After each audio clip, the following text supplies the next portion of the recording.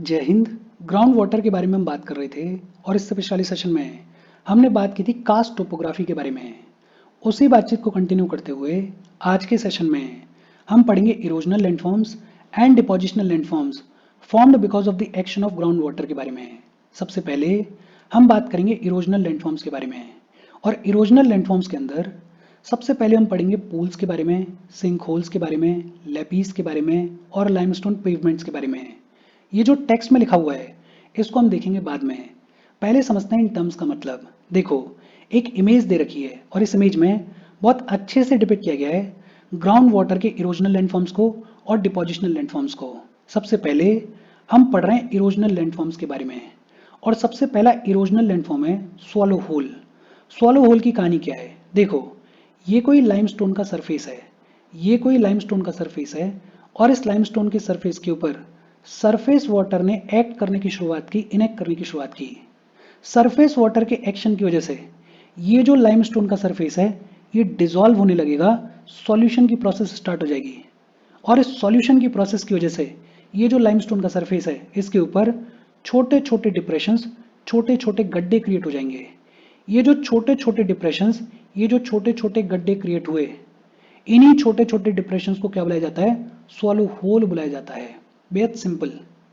Surface water के action की वजह से लाइमस्टोन के सरफेस के ऊपर ये जो छोटे छोटे डिप्रेशंस क्रिएट हुए, इन डिप्रेशंस को ही क्या बुलाया जाता है? स्वॉलो होल बुलाया जाता है। फिर दूसरा इरोजनल लैंडफॉर्म है सिंक होल।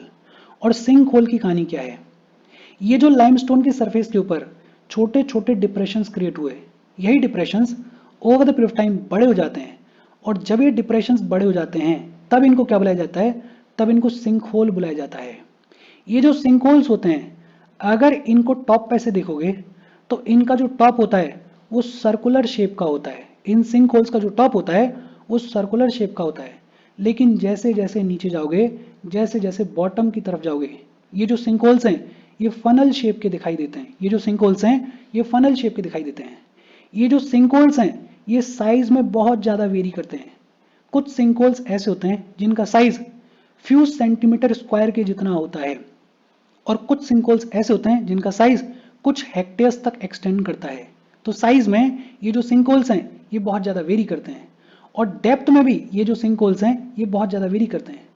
कुछ सिंक होल्स ऐसे होते हैं जिनकी depth less than half metre होती है, और कुछ सिंक होल्स ऐसे भी होते हैं जिनकी डेप्थ मोर देन 30 मीटर होती है। तो साइज में और डेप्थ में ये जो सिंक होल्स हैं ये बहुत ज़्यादा वेरी करते हैं। देखो, सबसे पहले हमने बात की स्वॉलो होल के बारे में, और स्वॉलो होल का मतलब क्या है?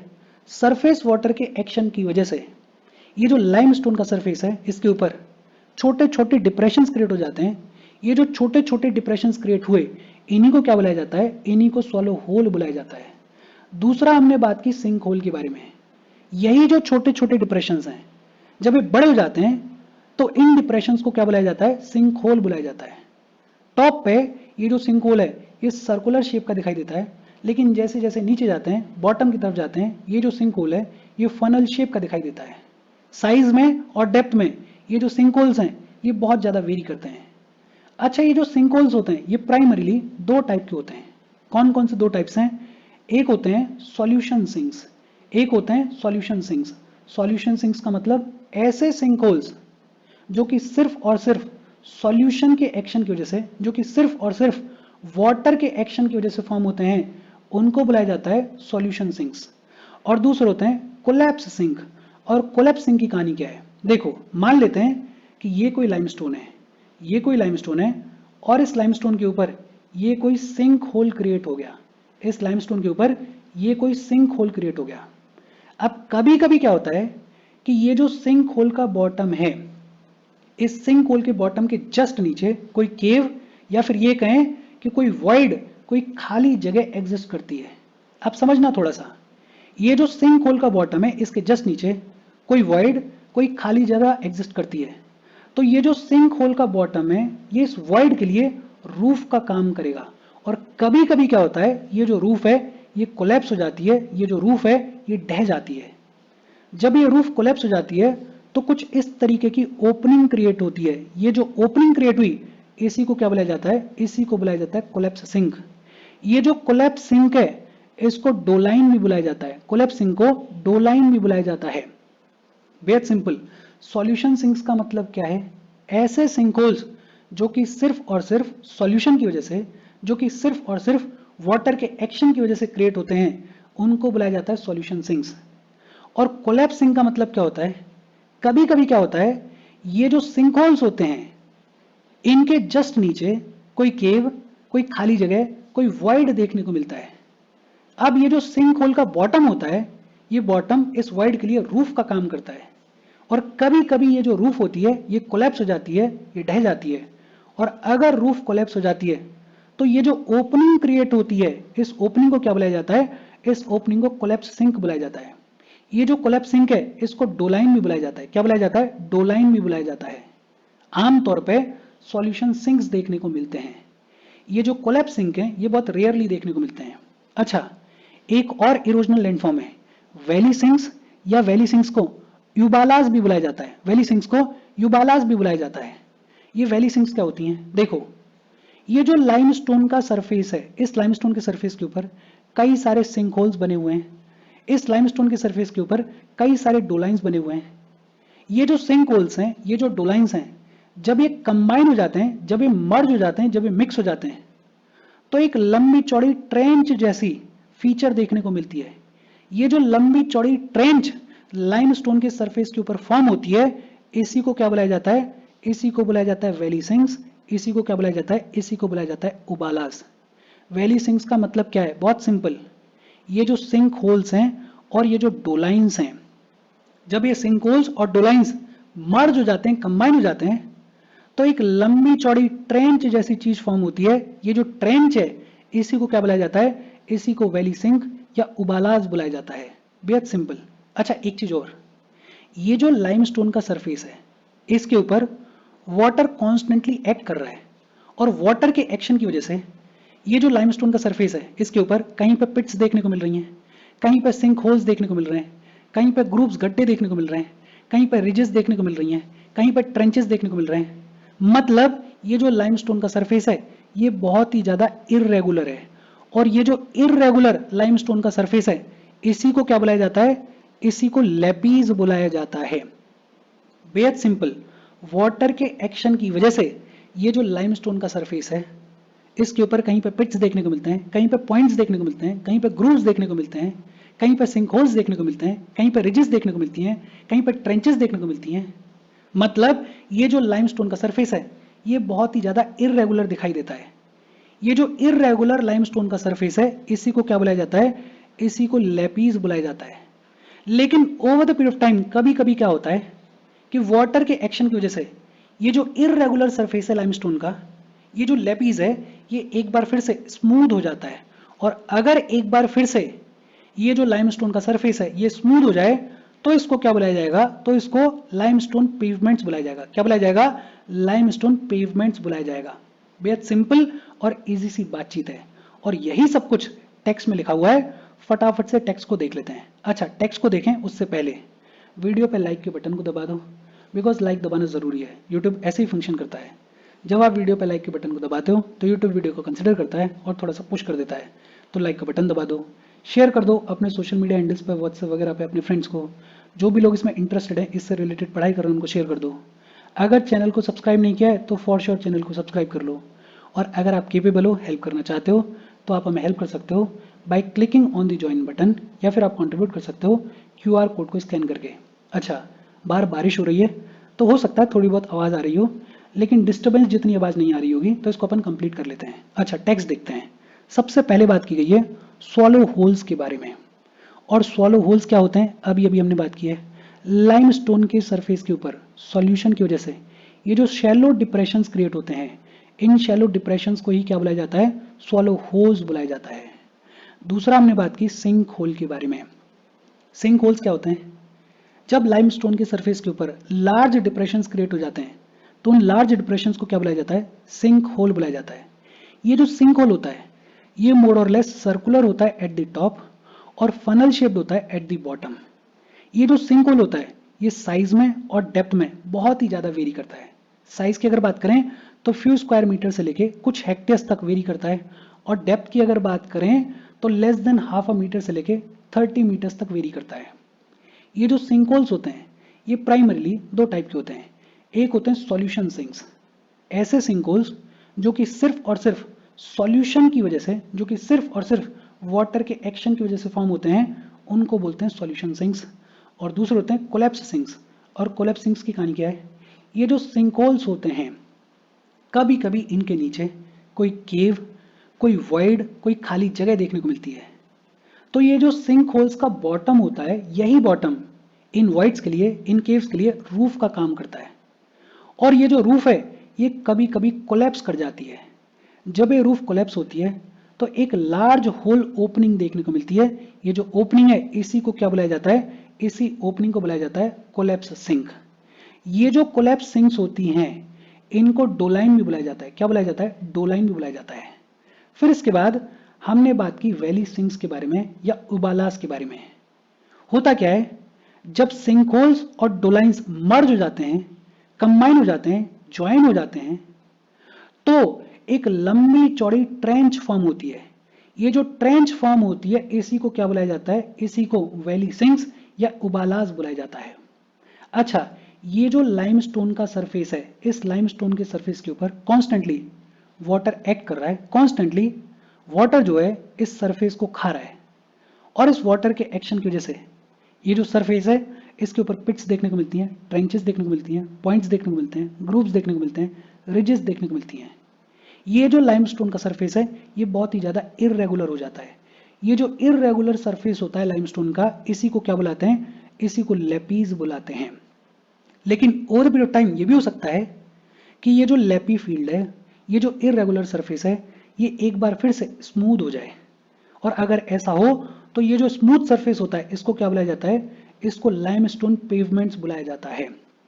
बेहद सिंपल और इजी सी बातचीत है। ये जो टेक्स्ट में लिखा हुआ है इसी को हमने इमेजेस के थ्रू पढ़ा, समझा। होपफुली आपको सारी चीजें समझ में आई होंगी, इजी सी बातचीत है। अच्छा, फिर इसके बाद एक और इरोजनल लैंडफॉर्म है केव्स। और केव्स की कहानी क्या है? केव्स जो हैं वो ऐसे एरियाज में देखने को मिलती हैं जहां पे ऑल्टरनेटिंग बेड्स ऑफ रॉक्स होते हैं। केव्स जो हैं वो ऐसे एरियाज में देखने को मिलती हैं जहां पे ऑल्टरनेटिंग बेड्स ऑफ रॉक्स होते हैं। देखो इसको समझते हैं। कोई ऐसा एरिया है जहां पे ऑल्टरनेटिंग बेड्स ऑफ रॉक्स हैं, मतलब मान लेते हैं कि यहाँ पे एक लंबा चौड़ा बेड ऑफ रॉक है और ये कौन सी रॉक है? ये शेल है। इसके ऊपर मान लेते हैं एक और लंबा चौड़ा बेड ऑफ रॉक है और ये लाइमस्टोन है। इसके ऊपर एक बार फिर से एक लंबा चौड़ा रॉक का बेड है और ये जो है ये वापस से शेल का है। अब क्या होगा? ऑल्टरनेटिंग बेड्स ऑफ रॉक्स देखने को मिल रहे हैं। अब होगा क्या? पानी परकुलेट करेगा और पानी नीचे की तरफ आएगा और पानी जो है वो बहेगा। ये जो पानी है ये शेल को बिल्कुल भी इंपैक्ट नहीं करेगा, शेल के ऊपर इसका कोई भी इंपैक्ट नहीं होगा। लेकिन इस पानी की वजह से ये जो लाइमस्टोन है ये डिसॉल्व होने लग जाएगा और over the period of time क्या होगा? ये जो लाइमस्टोन है ये पूरे तरीके से डिसॉल्व हो जाएगा। अब सिचुएशन क्या होगी? अब सिचुएशन ये होगी कि ऊपर ये जो शेल की रॉक थी ये अभी भी ऐसे ही रखी हुई है, नीचे ये जो शेल की रॉक थी ये अभी भी ऐसे ही रखी हुई है, लेकिन बीच में जो लाइमस्टोन की रॉक थी वो पूरे तरीके से डिसॉल्व हो गई है और यहां पे एक ओपनिंग क्रिएट हो गई है। ये जो ओपनिंग क्रिएट हुई ये लगेगी केव के जैसी। कैसी लगेगी? केव के जैसी लगेगी। तो इस तरीके से ग्राउंड वाटर की वजह से केव्स फॉर्म होते हैं। देखो ऐसे एरियाज जहां पे ऑल्टरनेटिंग बेड्स ऑफ रॉक्स देखने को मिलते हैं, जहां पे या तो शेल है, सैंडस्टोन है, क्वार्टजाइट है, ऐसी रॉक्स जिनके ऊपर पानी का कोई इंपैक्ट नहीं होता और इनके बीच बीच में लाइमस्टोन्स हैं या डोलोमाइट्स के रॉक्स हैं। ये जो लाइमस्टोन्स हैं, ये जो डोलोमाइट्स के रॉक्स हैं, जब इनके ऊपर वाटर परकुलेट करता है, जब इनके अंदर पानी बहता है, तो ये जो लाइमस्टोन्स के रॉक्स हैं ये डिसॉल्व हो जाते हैं। लाइमस्टोन का रॉक तो डिसॉल्व हो गया, बाकी जो ऑल्टरनेट बेड ऑफ रॉक्स हैं जैसे शेल्स हैं या सैंडस्टोन्स हैं वो वैसे के वैसे ही रहेंगे। तो अल्टीमेटली क्या होगा? अल्टीमेटली केव्स फॉर्म होंगे। अच्छा, अगर केव जो है वो दोनों तरफ से खुली हुई है तो उसको क्या बोल देंगे? टनल बोल देंगे। जैसे ये जो हमारी इमेज है इसमें देखो दोनों तरफ से ये जो केव है ये खुली हुई है, तो इसको हम क्या बोल देंगे? इसको हम बोल देते हैं टनल। अदरवाइज अगर एक तरफ से बंद है तो ये प्रॉपर केव है। तो केव्स कैसे फॉर्म होती हैं? बड़ा सिंपल सी बात है। ऐसे एरियाज जहां पे ऑल्टरनेटिंग बेड्स ऑफ रॉक्स देखने को मिलते हैं। वहां पे अगर लाइमस्टोन और डोलोमाइट का जो रॉक है वो ऐसे रॉक्स के बीच में है जिनके ऊपर वाटर का कोई इंपैक्ट नहीं होता, तो over the period of time क्या होगा कि जो लाइमस्टोन है वो डिसॉल्व हो जाएगा, वो पूरे तरीके से खत्म हो जाएगा और एक केव जैसी चीज बन जाएगी। अगर यही केव दोनों साइड से खुली हुई है तो उसको क्या बोल देते हैं, उसको हम बोल देते हैं टनल। क्या बोल देते हैं, टनल बोल देते हैं। केव किस तरीके से फॉर्म होती है होपफुली आपको समझ में आया होगा। फिर इसके बाद बात आती है डिपोजिशनल लैंडफॉर्म्स के बारे में। अच्छा, लाइमस्टोन की केव्स में कई सारे डिपोजिशनल लैंडफॉर्म्स देखने को मिलते हैं। होता क्या है, ये जो लाइमस्टोन है ये कैल्शियम कार्बोनेट से बना हुआ होता है। ये जो लाइमस्टोन है ये CaCO3 से बना हुआ होता है। और ये जो कैल्शियम कार्बोनेट होता है ये बहुत जल्दी कार्बोनेटेड वाटर में डिसॉल्व हो जाता है, सॉल्यूबल है, बहुत जल्दी डिसॉल्व हो जाता है। ऐसा वाटर जिसमें कार्बन डाइऑक्साइड मिक्स होती है, जो कार्बोनेटेड वाटर होता है उसमें ये जो कैल्शियम कार्बोनेट है वो बहुत जल्दी डिसॉल्व हो जाता है। अब देखो, एक बार डिसॉल्व हो गया ठीक है, अब ये जो पानी है जिसमें कैल्शियम कार्बोनेट मिक्स है, कभी कभी ऐसा पॉइंट ऑफ टाइम आता है कि ये जो पानी है ये पानी तो इवेपोरेट कर जाएगा। ये जो पूरा सॉल्यूशन बना, जिस सॉल्यूशन में वाटर भी था, इस सॉल्यूशन में कार्बन डाइऑक्साइड भी थी, इस सॉल्यूशन में CO3 भी था, कैल्शियम कार्बोनेट भी था, तब तो ये जो कैल्शियम कार्बोनेट है ये डिसॉल्व हो गया, सॉल्युबल है। लेकिन कोई पॉइंट ऑफ टाइम ऐसा भी आएगा कि ये जो वाटर है ये तो इवेपोरेट कर जाएगा, ये जो कार्बन डाइऑक्साइड है ये तो निकल जाएगी, रह क्या जाएगा, सिर्फ कैल्शियम कार्बोनेट रह जाएगा। और जब सिर्फ कैल्शियम कार्बोनेट रह जाएगा तो ये जो कैल्शियम कार्बोनेट है ये डिपॉजिट होगा, और डिपॉजिट होने की वजह से डिपोजिशनल लैंडफॉर्म्स फॉर्म होंगे। फॉर्मेशन को समझो, हम क्या कह रहे हैं कि ऐसा वाटर जिसमें कार्बन डाइऑक्साइड मिक्स होती है, जिसको कार्बोनेटेड वाटर बुलाया जाता है, जब ये कार्बोनेटेड वाटर कैल्शियम कार्बोनेट के साथ में टच में आता है तो ये जो कैल्शियम कार्बोनेट है इस वाटर में डिसॉल्व हो जाता है, सॉल्युबल है, पूरा का पूरा लाइमस्टोन डिसॉल्व हो जाता है। लेकिन कभी ऐसा पॉइंट ऑफ टाइम भी आता है कि ये जो वाटर है ये तो इवेपोरेट हो जाता है, ये जो कार्बन डाइऑक्साइड है ये तो निकल जाती है, और फिर रह जाता है सिर्फ एक बार फिर से कैल्शियम कार्बोनेट। ये जो कैल्शियम कार्बोनेट है जब इसमें से वाटर निकल जाएगा, जब इसमें से कार्बन डाइऑक्साइड निकल जाएगी, तो ये कैल्शियम कार्बोनेट एक बार फिर से डिपॉजिट होने की शुरुआत करेगा, और जब ये डिपॉजिट होने की शुरुआत करेगा तो फॉर्म होंगे डिपोजिशनल लैंडफॉर्म्स। ये जो डिपोजिशनल लैंडफॉर्म्स हैं इनमें एक बात की गई है स्टेलेसाइट्स के बारे में, दूसरा बात की गई है स्टेलगमाइट्स के बारे में, और तीसरा बात की गई है पिलर्स के बारे में। स्टेलेसाइट्स, स्टेलगमाइट्स और पिलर्स क्या होते हैं उनको देख लेते हैं। अच्छा, प्रोनाउंसिएशन कितना सही है वो अपने आप से देख लेना, बट हाँ, एक होते हैं स्टेल्टोसाइट्स, दूसरे स्टेलगमाइट्स और दूसरे पिलर्स। ये डिपोजिशनल लैंडफॉर्म्स हैं जो कि फॉर्म होते हैं because of the ground water. होते क्या हैं उसको समझते हैं। सबसे पहले बात करते हैं स्टेल्टोसाइट्स के बारे में। ये जो स्टेलसाइट्स हैं ये बेसिकली क्या होते हैं, ये केव के ऊपर से नीचे की तरफ लटकते हैं। ये जो कैल्शियम कार्बोनेट है वो कुछ इस तरीके से डिपॉजिट हुआ है कि केव के ऊपर से नीचे की तरफ लटक रहा है।